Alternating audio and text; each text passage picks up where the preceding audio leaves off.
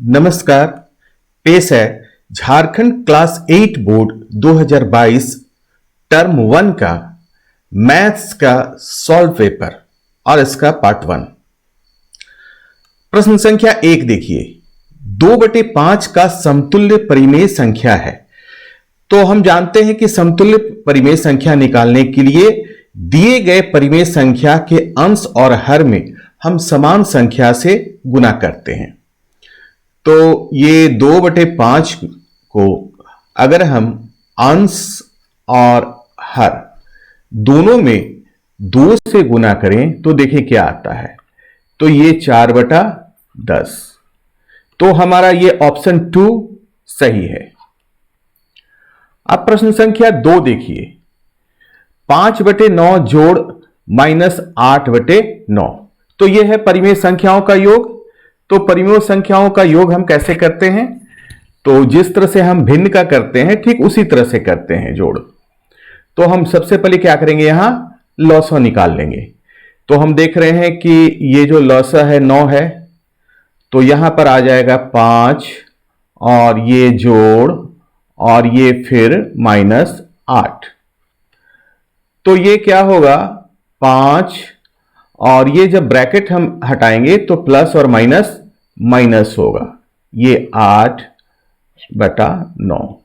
तो ये आ गया हमारा -3/9 और जब इसे हम काटेंगे तो ये हमारा आ जाएगा -1/3। तो ये पहला वाला ऑप्शन हमारा सही है। प्रश्न संख्या 3 देखिए, बड़ा आसान है। ये -5 और -5 ये दोनों कट गया एक बार में इस तरह से, और ये इसी तरह से 3 और 3 भी कट गया, ये 1। तो हमारा आंसर क्या आ गया 1।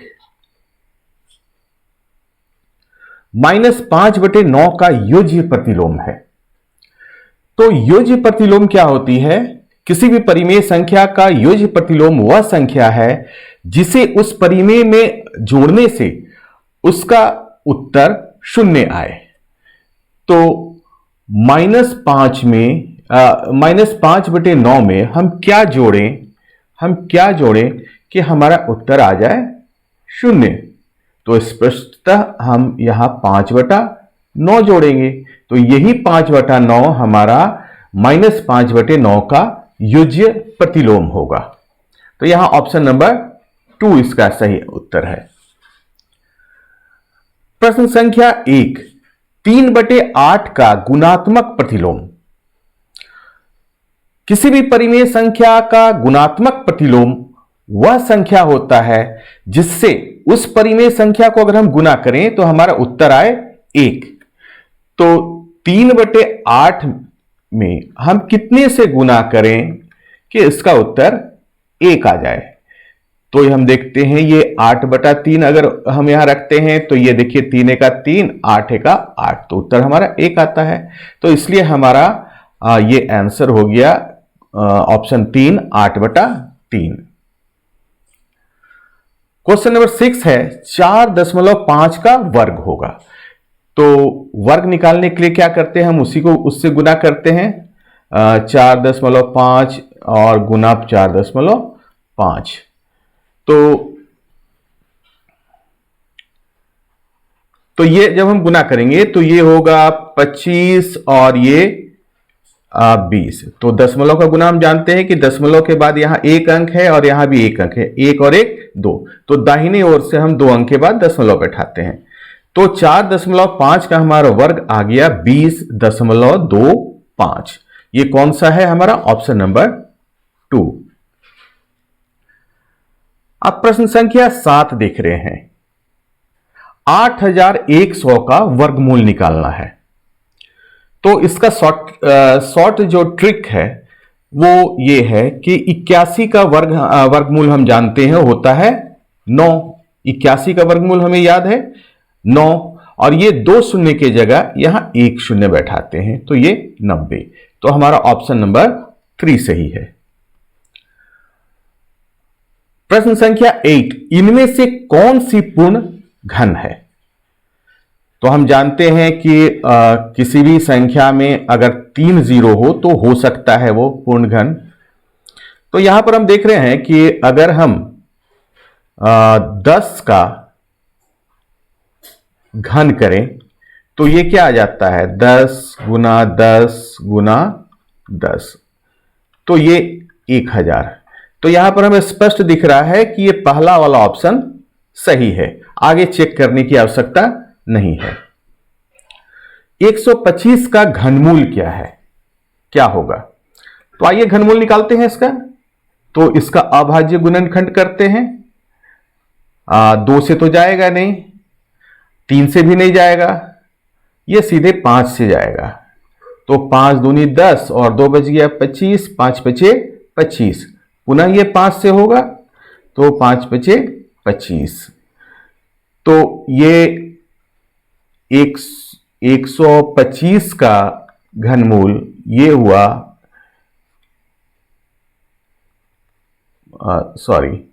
ये 5 गुना 5 गुना 5, और चूंकि घनमूल निकालना है इसलिए जो त्रिक है 5 का, इसके जगह हम एक 5 लेते हैं।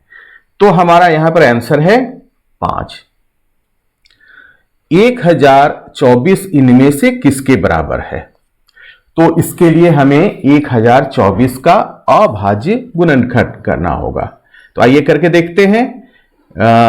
1024, तो ये 2 से भाग लगेगा, 2 पचे 10, 2 एका 2, 2 दूनी 4, पुनः 2 से होगा, 2 दूनी 4, 1 बचा 11, 2 पचे 10, 1 बचा ये 12, 2 छक 12। सॉरी, यहां पर गलती हो गया, 2 दूनी 4 है, 2 है, सॉरी। अब पुनः 2 से जाएगा तो 2 एका 2, 2 दूनी 4, 1 बच गया 16, 2 अठे 16, पुनः 2 से होगा, 2 छक 12, 2 चौके 8, पुनः 2 से लग करेंगे, 2 तिहाई 6, 2 दूनी 4, पुनः 2 से तो ये 16, पुनः 2 से ये 8, पुनः 2 से भाग देंगे तो ये 4, पुनः 2 से देंगे तो ये 2 दूनी 4। तो कितनी बार 2 आ गया? 1 2 3 4 5 6 7 8 9 10। तो हमारा ये आंसर होगा 2 का घात 10। प्रश्न संख्या 11, -7 का घन क्या होगा? तो हम गुना करते हैं। -7 का घन अर्थात ये हो गया -7 गुना -7 गुना -7। तो ये पहले हम ये जो संख्या है उसका गुना करते हैं, चिन्ह का बाद में करेंगे। 7 सते 49 और 49 सते, देखिए 49 सते कितना हो जाता है, 49 19 7, 7 63 का 3, हाथ में रहा 6, 7 चौके 28 और 6 34। तो ये हुआ 3 4 3 334, और चूंकि -3 बार है तो ये हो गया -343। तो ये हमारा आंसर हो गया। प्रश्न संख्या 12, 2/3x का संख्यात्मक गुणांक क्या है? अर्थात जो इस पद में जो संख्यात्मक जो संख्या से गुना किया गया है वो क्या है? तो ये 2/3 है। निम्नलिखित में से कौन द्विपदी बीजीय व्यंजक है? अर्थात कौन सा बीजीय व्यंजक है जिसमें 2 पद हैं? तो देखिए यहां पर ये एक ही पद है, यहां भी एक पद है, यहां भी एक पद है, ये पहला वाला, इसमें 2 पद है। प्रश्न संख्या 14, समान पद। तो समान पद के लिए हम चर देखते हैं और चर का घातांक देखते हैं। देखिए यहां भी चर x है ना, लेकिन इसका जो घात है वो 1 है, और यहां हमारा जो दिया गया है इसका घात 2 है। तो यहां पर समान पद ये वाला होगा, ऑप्शन 2 -7x²। पहला वाला में देखेंगे तो यहां 2 पद है, ये तीसरा वाला में भी 2 पद है, चौथे वाले में चर x जरूर है लेकिन इसका जो घात है वो अलग है, इसका 1 है लेकिन हमारा दिया हुआ है 2। तो इस तरह से हमारा ऑप्शन 2 इसका आंसर होगा। प्रश्न संख्या 15, a plus B into A minus B का गुणनफल क्या होगा? तो ये सर्व समीका हम लोग पहले पढ़ चुके हैं कि a plus B into A minus B ये होता है A square minus B square. आप गुना करके भी इसको निकाल सकते हैं। प्रश्न संख्या 16, 5x प्लस 10y का गुणनखंड क्या होगा? तो आइए इसका गुणनखंड निकालते हैं। 5x प्लस 10y, तो यहां हम देख रहे हैं कॉमन क्या है दोनों ओर, तो 5 हमें नजर आ रहा है कि कॉमन है, तो हम 5 को कॉमन लेते हैं तो यहां बच गया x और यहां 2y, अर्थात ये पहला वाला हमारा आंसर है। प्रश्न संख्या 17, तो आइए इसे हल करते हैं। 2x माइनस 1/3 इक्वल टू 3, या ये 2x बाईं ओर ही रहेगा और ये 3 और ये माइनस 1/3 दाहिनी ओर आ जाएगा, तो ये प्लस 1/3 हो जाएगा। तो यहां हम देख रहे हैं ये 2x बराबर, यहां पर लॉस हो जाएगा 3 और ये 3 3 9 जोड़ 1 अर्थात 10/3, और या x बराबर 10/3, और ये 2 गुना में था तो इस तरह इस साइड आके ये भाग में आ जाएगा यानी हर में आ जाएगा। तो ये हम देख रहे हैं तो 2 पचे 10 अर्थात आ गया 5/3, तो इसका आंसर पहला वाला होगा 5/3। प्रश्न संख्या 18, यदि एक आयरन 360 रुपए में बेचा जाए तो 10% हानि होती है, यदि वो 450 रुपए में बेचा जाए तो कितने प्रतिशत का लाभ होगा? आइए इसे हल करते हैं। तो इसे इस तरह से हल करेंगे, मान लिया पहले हमें इसका क्रय मूल्य निकालना होगा, है ना, तब हम इसको आगे इसका लाभ प्रतिशत निकाल पाएंगे। तो अभी हम मान लेते हैं, मान लिया कि क्रय मूल्य बराबर 100 रुपया, तो हानि कितना है रहा है 10 रुपया या 10% कहें जो कहें। तो विक्रय मूल्य ऐसी स्थिति में क्या हो जा रहा है, 100 घटाओ 10 बराबर 90 रुपया। अब इस जानकारी से हम क्रय मूल्य निकालेंगे। जब विक्रय मूल्य बराबर 90 रुपया तो क्रय मूल्य क्या होता है 100 रुपया। इसलिए जब विक्रय मूल्य 1 रुपया होगा तो क्रय मूल्य क्या हो जाएगा 100/90, ये एक नियम से निकाल रहे हैं। इसलिए जब विक्रय मूल्य कितना दिया हुआ था 360 रुपया, तो क्रय मूल्य हो जाएगा 100/90 गुने 360। तो ये 0 और 0 कैंसिल हो गया, तो 9 से 4 बार में 36, तो ये आ गया 400 रुपया। तो हमें क्रय मूल्य पता चल गया कि इसका क्रय मूल्य है 400 रुपया। और अब जो है विक्रय मूल्य,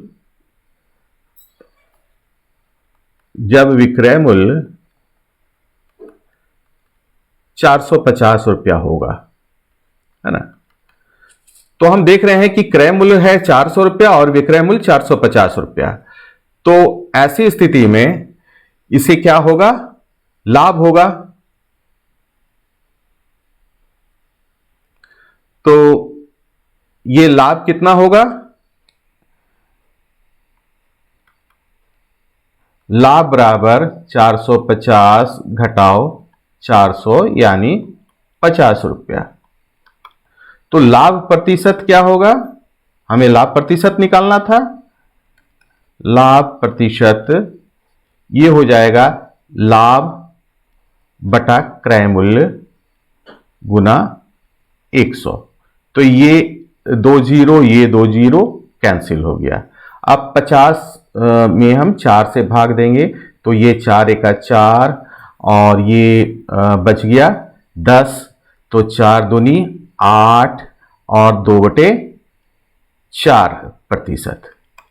और इसे हम इस तरह से लिख सकते हैं, ये 2 और 4 है तो 2 एका 2 और 2 दूनी 4, ये कट जाएगा तो ये आ जाएगा 12.1/2%। तो इसमें हमारा आंसर कौन सा है, ऑप्शन 2।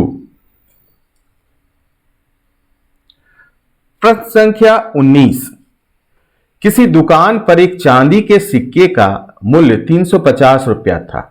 बिक्री कर की दर 12% है। बिल की देय राशि ज्ञात कीजिए। तो हमें यहां वास्तविक बिक्री दर निकालनी होगी। तो जो मूल्य है चांदी के सिक्के का वो है 350 रुपया। बिक्री कर की दर, बिक्री कर की दर ये है 12%, इसलिए वास्तविक बिक्री दर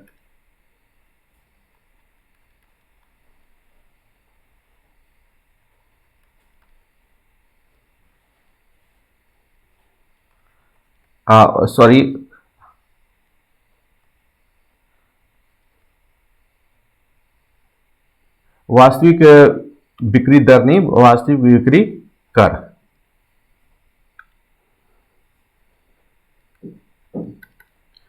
तो ये हो जाएगा 350 का 12%, अर्थात 350 गुना 12/100। तो ये 1 शून्य और ये 1 शून्य कट गया, 5 से काटेंगे तो 5 दूना 10 और ये 5 से 5 सते 35। फिर ये 2 से हम 12 काटेंगे तो ये 6 बार में, तो ये आ गया 42 रुपया। तो बिल की देय राशि है ना, तो ये दोनों जोड़ के हो जाएगा बिल की देय राशि, ये हो जाएगा 350 जोड़ 42 यानी 392 रुपया। तो ये पहला वाला ऑप्शन हमारा सही है।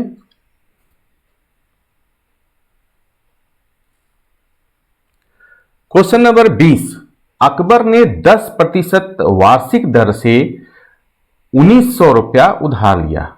1.5 वर्ष बाद उसे कितना ब्याज देना पड़ेगा। तो यहां जो मूलधन है वो है 1900 रुपया और दर जो है यानी आर वो है 10%, और जो समय है वो 1.1/2 अर्थात 3/2 वर्ष है। तो हमें निकालना है यहां क्या, इंटरेस्ट है ना, ब्याज। तो ये जो साधारण ब्याज का नियम है, फॉर्मूला है, वो हम जानते हैं PRT/100। तो यहां ये है 1900 गुना 10 गुना 3/2 और यहां पर 100। तो ये 2 शून्य कट गया, ये 2 शून्य कट गया, 2 से ये 5 बार में, तो ये 19 बचे 95 और 95 को 3 से करेंगे तो 285 रुपया। तो ये हमारा आंसर हो गया 1 नंबर, 285 रुपया।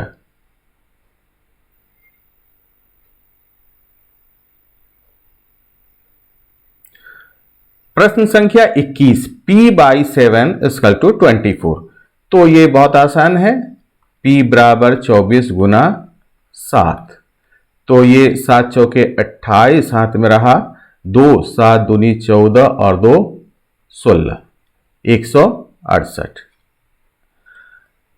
22 नंबर है 51.84 का वर्गमूल होगा। तो इसे हम दो तरह से हल कर सकते हैं, या तो हम 51.84 का वर्गमूल निकालें या दिए गए ऑप्शन का हम वर्क करें। तो ज्यादा आसान होगा कि जो ऑप्शन दिए गए हैं उनका ही वर्क करके देख लें।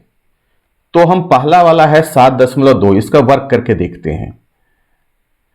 बारी बारी से सभी का करके देखेंगे। तो ये हम इसका वर्क करते हैं, तो 2 दूनी 4, 7 दूनी 14, 7 दूनी 14 का 4, हाथ में 1, 7 सते 49 और 1 50।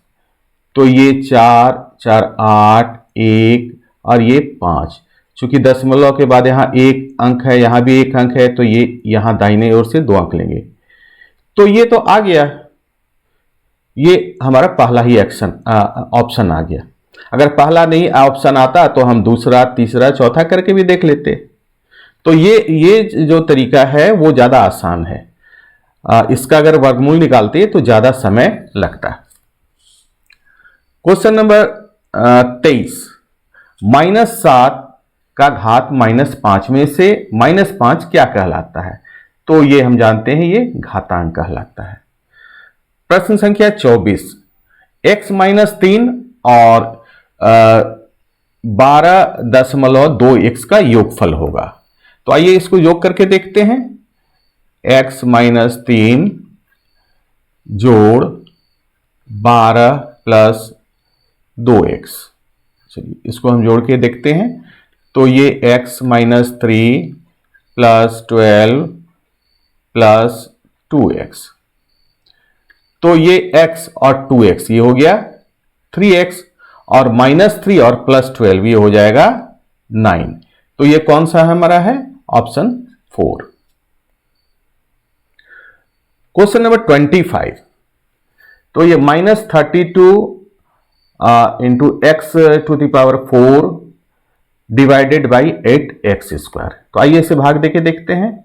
-32x⁴ बटा 8x²। इसे हम इस तरह से भी लिख सकते हैं, -32/8 इंटू x⁴ बाई x⁴ या x²। तो यहां 8 से इसमें भाग देंगे तो 4 बार में जाएगा, -4, और ये भाग है तो ये घात घटेगा। तो x का घात 4 घटाओ 2, तो ये आ गया -4 और x का घात 2। लेकिन ऑप्शन में तो नहीं है यहां पर, तो इसका आंसर हो गया इनमें से कोई नहीं। तो अभी हमने जो झारखंड बोर्ड 22 का जो गणित का पेपर था उसका हमने पार्ट 1 सॉल्व किया है, यानी आधे प्रश्नों को सॉल्व किया है 1 से लेके 25 तक का। अब दूसरा पार्ट में हम 26 से लेके 50 तक के प्रश्नों को हल करके प्रस्तुत करेंगे। आशा है कि ये जो हल आपको दिए गए आप को इससे काफी सहायता मिलेगी और अगली परीक्षा में इससे तैयारी करने में आपको सुविधा होगी। धन्यवाद।